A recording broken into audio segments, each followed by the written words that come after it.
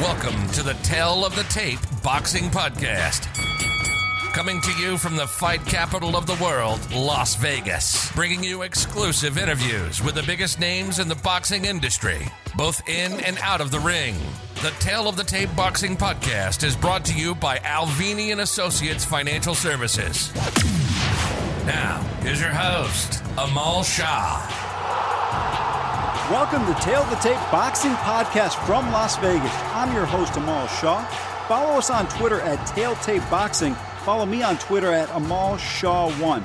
Joining me today from right here in Las Vegas is current IBF Super Middleweight World Champion Caleb Sweet Hands Plant, who comes in with a 20-0 record with 12 KOs. You can follow him on Instagram at Caleb Plant. Also on Twitter at Sweet Hands Plant. Caleb, thanks so much for making time today. Absolutely. Thank you for having me. I know the pandemic has obviously had an impact on sports and life in general, but for you, you come off a terrific win in the middle of February. Yeah. How have you been able to keep yourself in shape currently? Well, at the house, we got a lot of different weights, and I'm not like a huge weight guy or anything. Anyone who's ever seen me, I'm a pretty slender guy, but I've been trying to stay on all my weight workouts that are for my boxing, and I'm also been in the gym, the boxing gym with my coach, Justin, staying sharp and, stuff like that. I've been going on runs, and my weight is really close, not really close, but I'm like 180, between 183, 181, depending on what time of the day it is. So my weight's good as well. That's outstanding. You got off the win against Vincent Feigenbutz on February 15th in your home state, in your home area, Nashville, Tennessee, in Bridgestone Arena, where the Predators play. What was it like for you, a kid from Tennessee, to be able to fight in your home state there? It was a dream come true. Being from Tennessee, being from right outside of Nashville, and knowing so much about the Bridgestone, that's always a venue that I dreamt of fighting at one day, and hopefully either winning a world title or defending it. In this case, I got to defend it.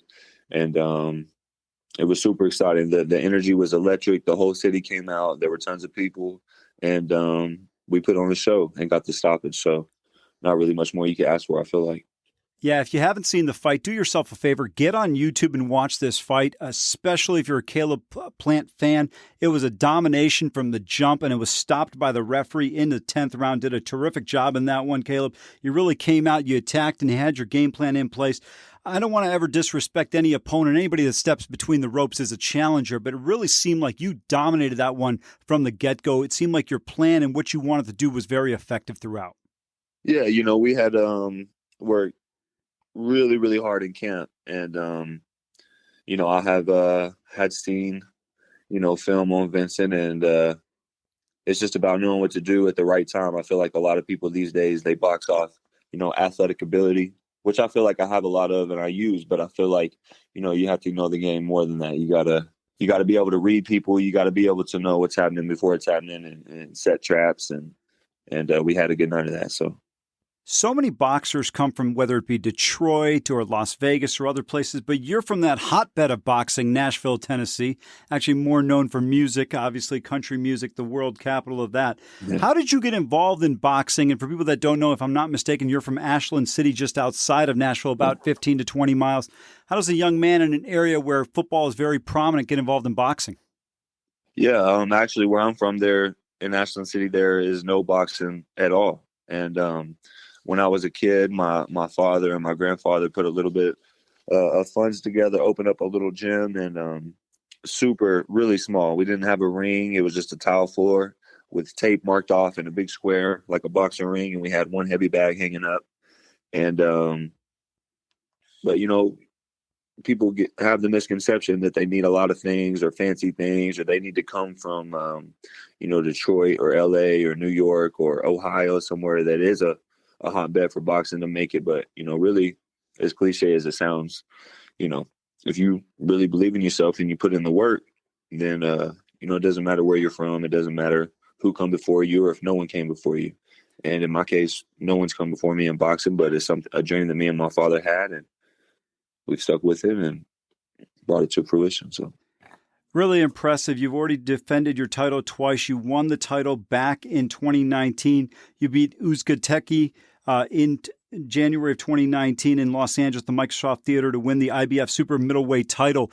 For you, when you went into that fight, kind of take me through your mindset and your mentality. I remember watching the pre-fight, and you look like you were ready to go. And I understand every fighter is ready to go. It doesn't matter who you're up against. You always feel like you're going to have the upper hand. But I thought you came in there with a supreme amount of confidence, and it really showed in terms of what you were able to do, getting the unanimous decision in that one. I knew that this was my first really big stage, and it was my first world title. There was a lot of things on the line.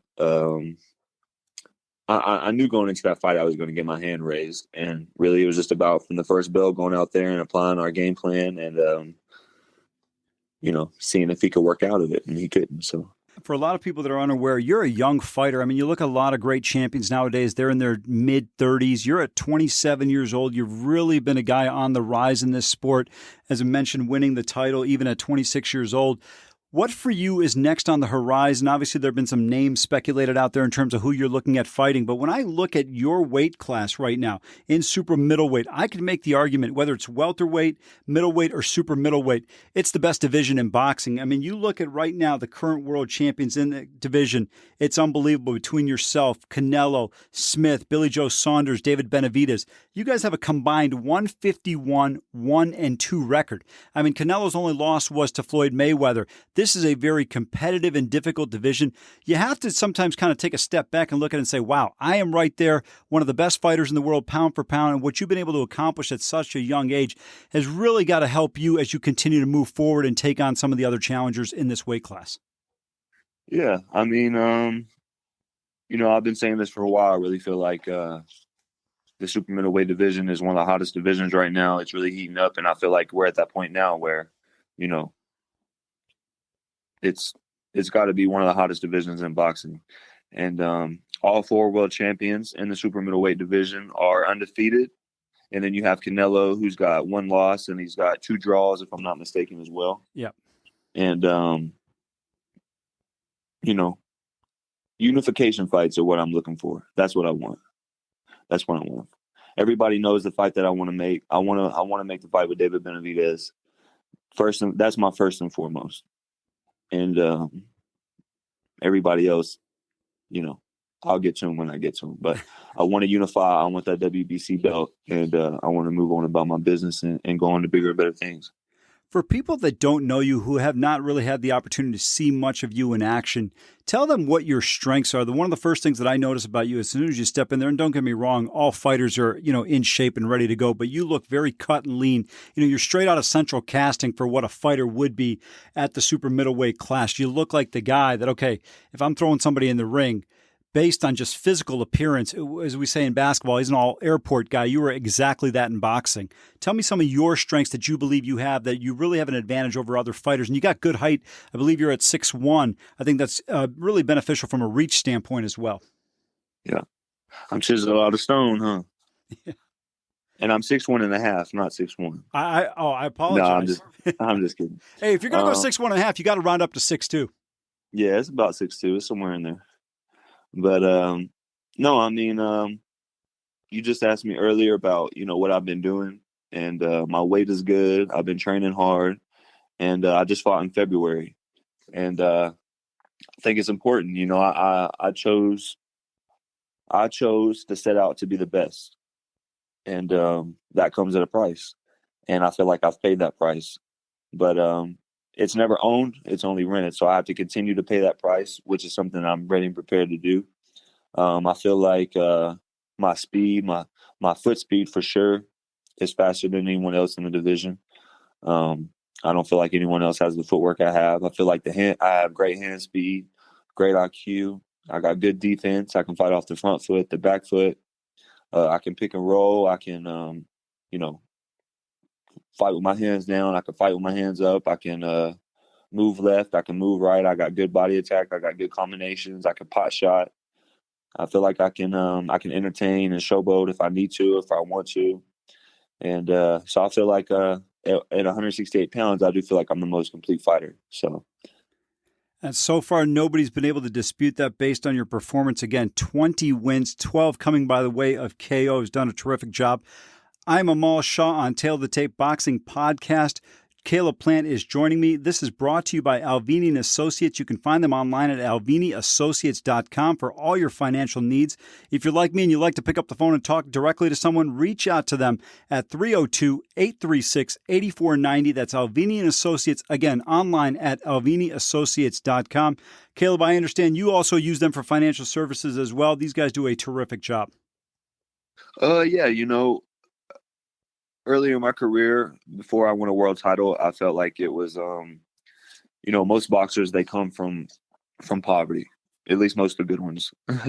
And, I've just seen so many fighters before me who came from nothing, got it all, and went back to nothing. And at the end of the day, they had nothing, and that's how they had to leave this earth. And that is just something that I really don't want to do. I want my finances to be correct. I want to do the right thing. In boxing, I try to do the right thing. In life, I try to do the right thing. And so with my finances and everything else, I want to do the right thing. And Mike and his company, right now we're on a really good track. We're invested well and looking to keep, adding to our portfolio. So they've been a big help. Mike's been a big help. And I'm super grateful to have him part of Team Sweet Hands. I love what you just said there in terms of not only your financial outlook long term, but what you're looking to achieve. Because the reality of it is, if you're going to get into, my opinion, the toughest sport in the world in boxing, and you're going to take a little bit of a beating, get involved, hitting people and getting hit, you might as well make sure you save for a rainy day. So down the line, you obviously have a situation where you can rest on your laurels for all that hard work you put in your 20s. Again, you can follow Caleb on Instagram at Caleb Plant, on Twitter at Sweet Hands Plant. Caleb, I want to switch gears a little bit and get outside of the ring and kind of bring people up to speed on your background. You've overcome some challenges. Unfortunately, you had a horrific loss in your life. Your daughter died at a very early age, unfortunately. You've been able to overcome that. You promised her you were going to win a world title. You've achieved that. You had a tragic loss in terms of your mother. And then you met a wonderful woman in Jordan Plant. People may recognize the name. She's a broadcaster for Fox Sports. She does a terrific job on PBC boxing.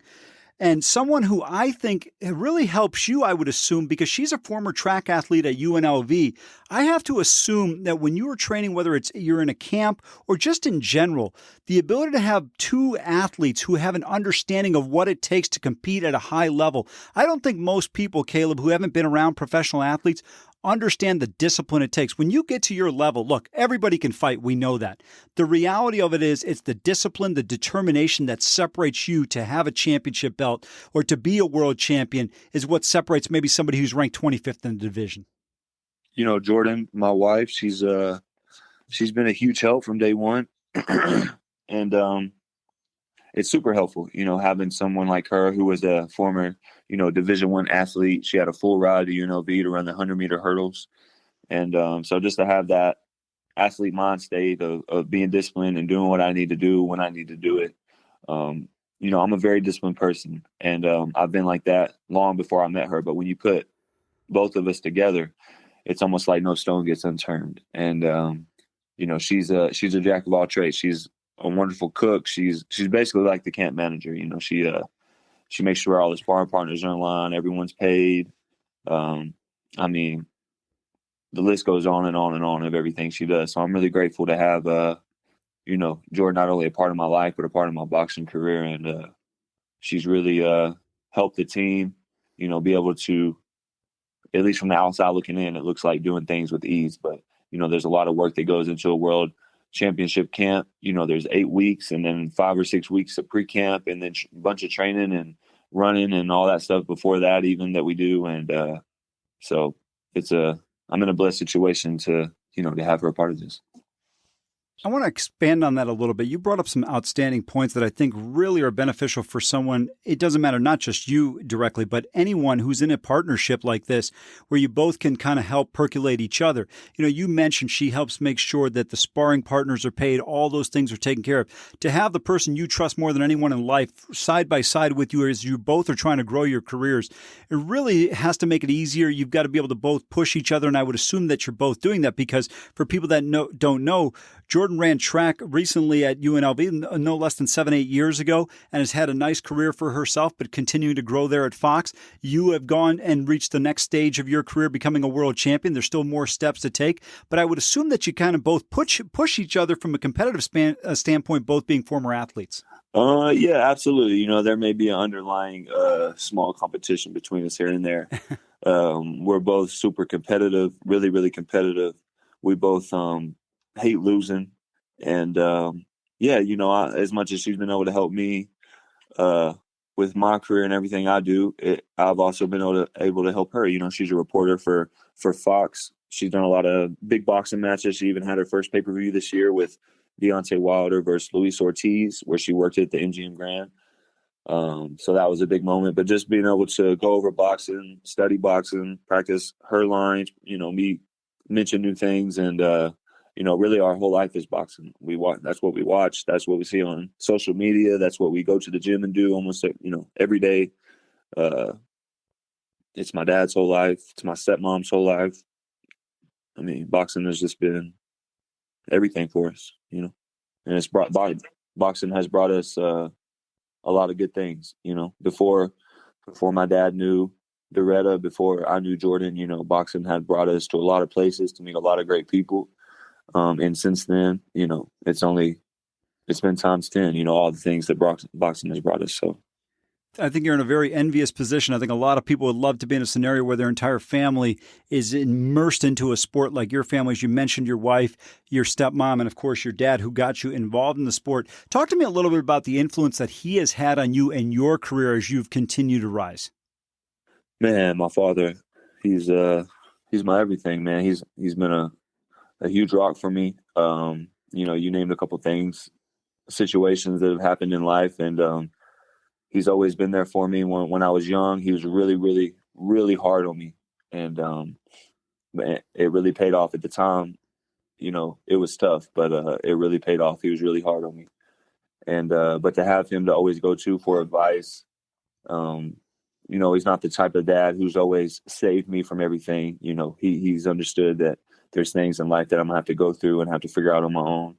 And at the right times, he's done that. And then there's also been times where he knows that he's got to step in and give me the right advice at the right time with the right tone.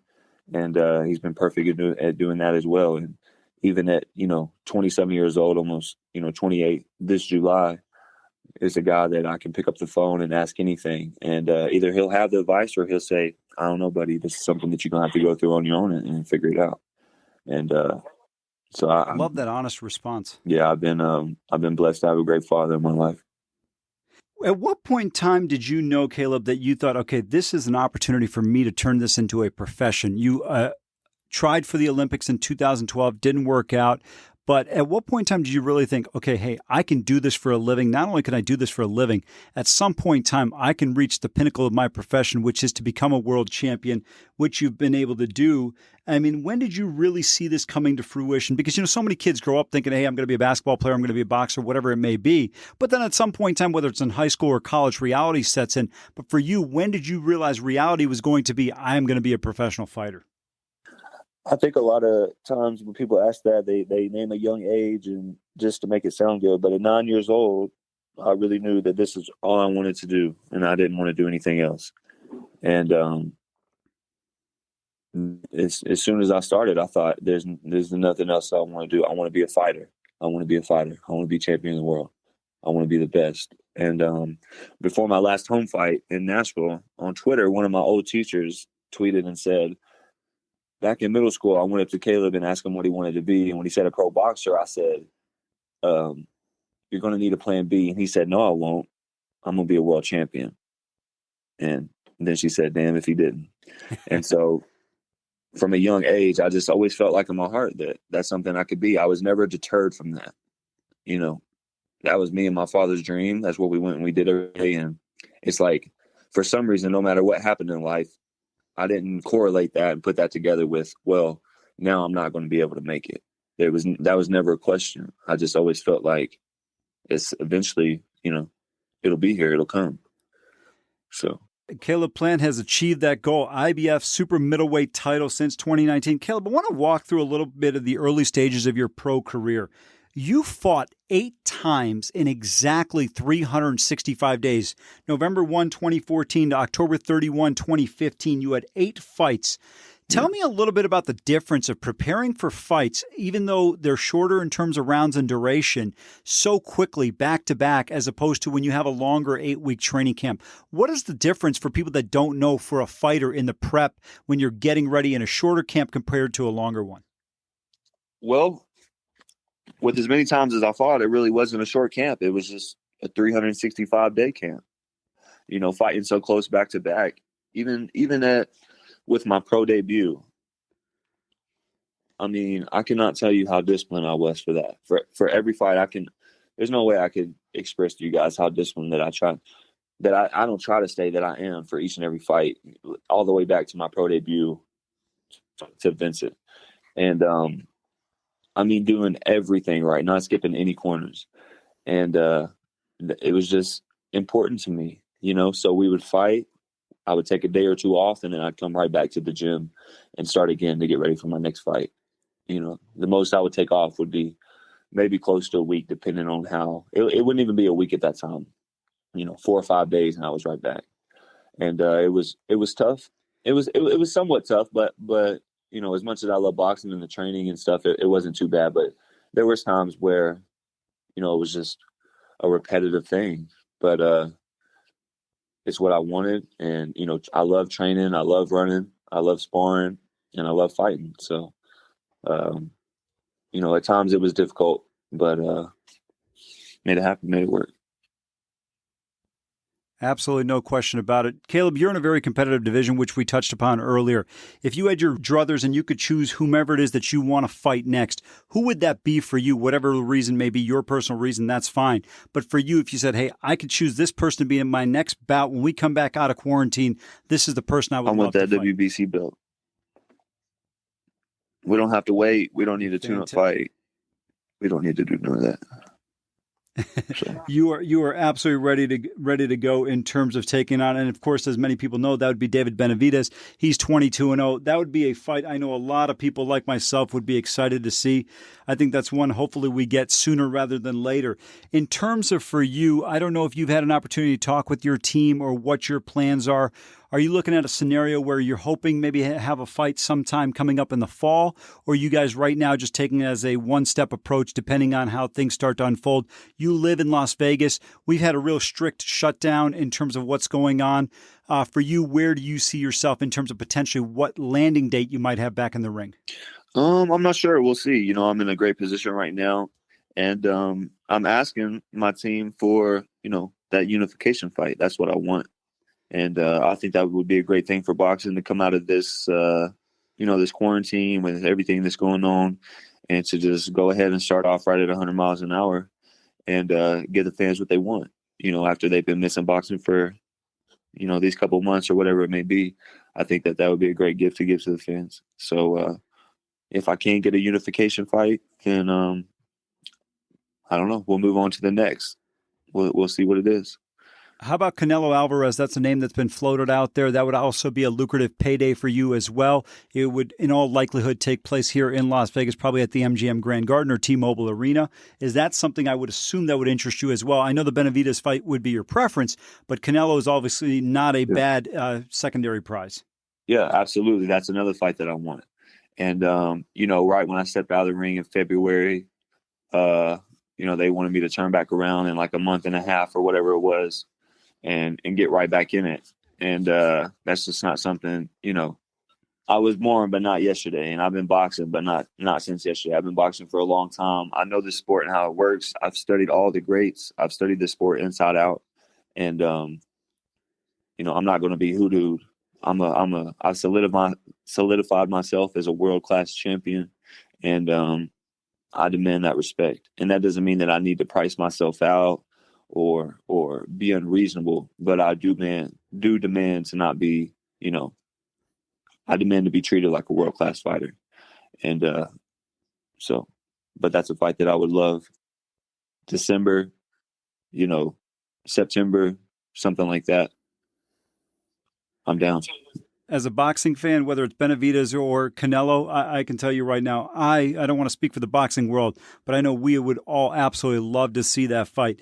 Caleb, really appreciate you taking time out. I know you still have a lot going on. You're training, you're getting yourself ready. You've got your home life you're handling as well. So I want to thank you and your wife, Jordan Plant, for affording us this opportunity. Continued success in your training camp as you get ready down the line, whenever it may be to fight, whether it's in 2020 or at the turn of the calendar. But really looking forward to seeing you get back in the ring. And thank you so much for the time. Yes, sir. I really appreciate you guys. Thank you. I want to thank my guest, Caleb Plant, the IBF Super Middleweight World Champion, for joining me today on Tail of the Tape Boxing Podcast. You can follow Caleb on social media at Caleb Plant on Instagram and at Sweet Hands Plant on Twitter. Also follow Tail of the Tape Boxing Podcast on Twitter at Tail Tape Boxing, on Instagram at Tail Tape Boxing. Follow me, Amal Shaw, on Twitter at Amal Shaw1. Special thank you to our sponsor, Alvini Associates. You can find them online at alviniassociates.com for all your financial needs. 302-836-8490. That's Alvini Associates. This has been a Mike Leonardi production.